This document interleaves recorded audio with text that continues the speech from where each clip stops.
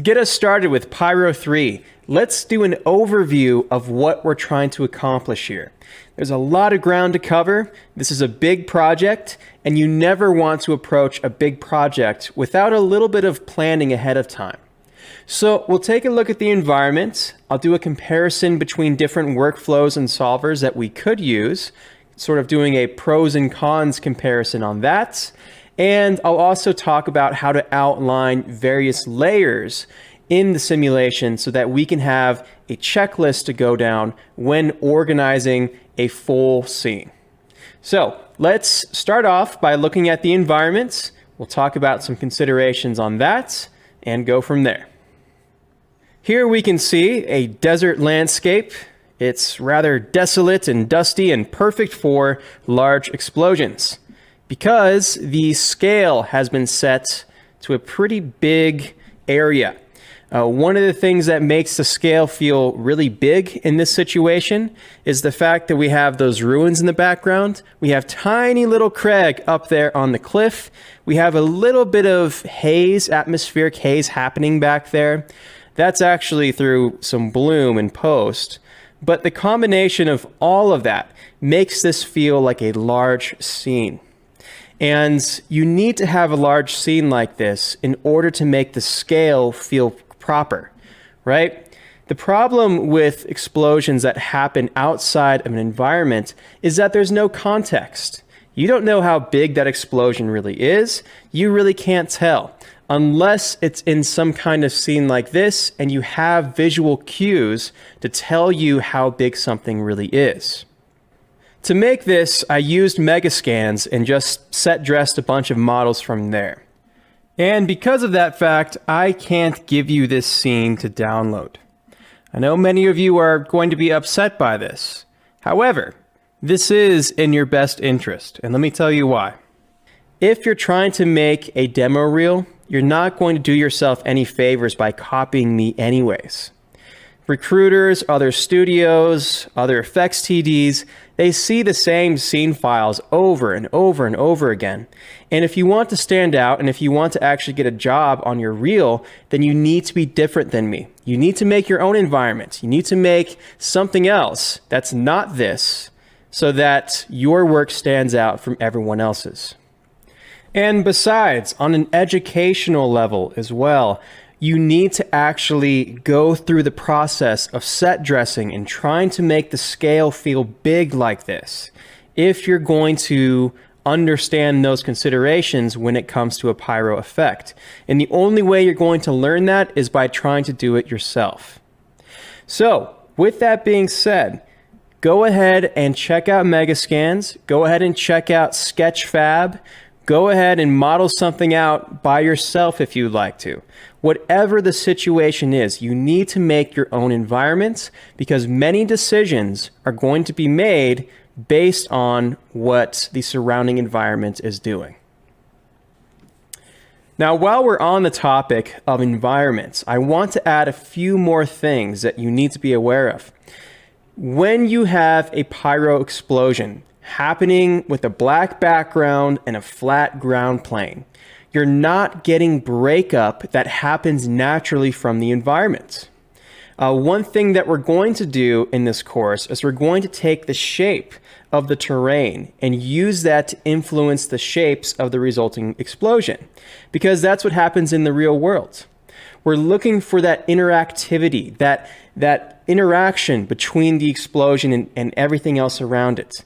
That's going to dictate what color the smoke is, because that smoke is the dirt that's being pulled from the ground. That's going to dictate many lighting decisions that we make. It's going to influence how thick we make the smoke. All these things are super, super important, and yet if you have an explosion with a black backdrop, a flat ground plane, you don't get any of those decisions. And so this is why it's so important, if you're showing pyro in your demo reel, to put it inside of a scene. Many production decisions are going to be based around that. And if you're not doing that yourself, then you're not getting exposure to the important production decisions that you're likely to encounter at some point down the line. So Hopefully I've made my point with just how important the environment is. A few tips about scale. This is kind of a set dressing topic, perhaps a different course altogether, but in general, if you're trying to make something feel big, have that atmospheric effect towards the background. That makes a huge difference. Pay attention to the relative scale. If you have Craig, who's maybe 6 feet tall, how big does that look compared to, let's say, the cliffside or the ruins that are next to him? Think about all those sorts of things and try to make it as realistic as possible in that big scale.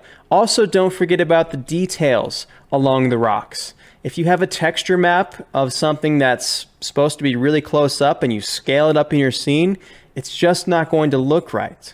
And so you need to think about all of these things when you're set dressing.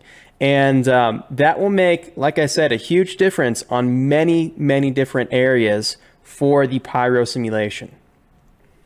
Moving onwards, let's talk about what we're actually trying to do.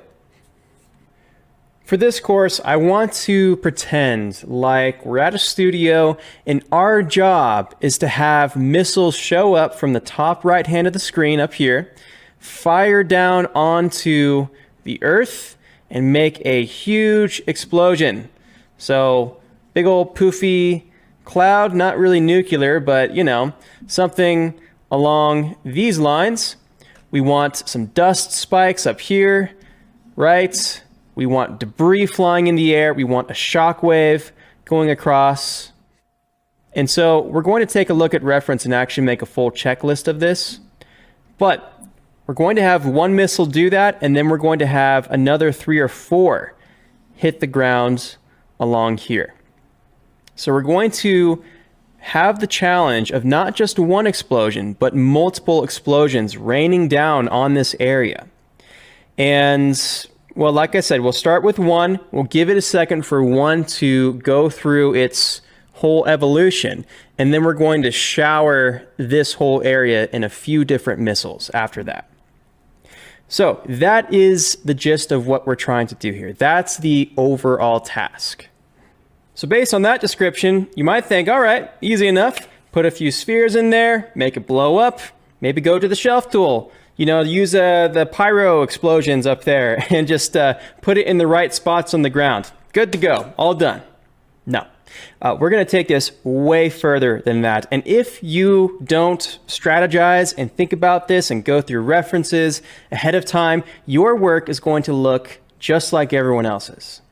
So let's take this to the next level by going through reference. What happens in the real world? How does the explosion interact with the environment? Let's figure that out and make specific goals written down on a piece of paper so that we can be intentional about what we're doing in Houdini and use that as a template for taking our work further. We'll do that in the next lesson.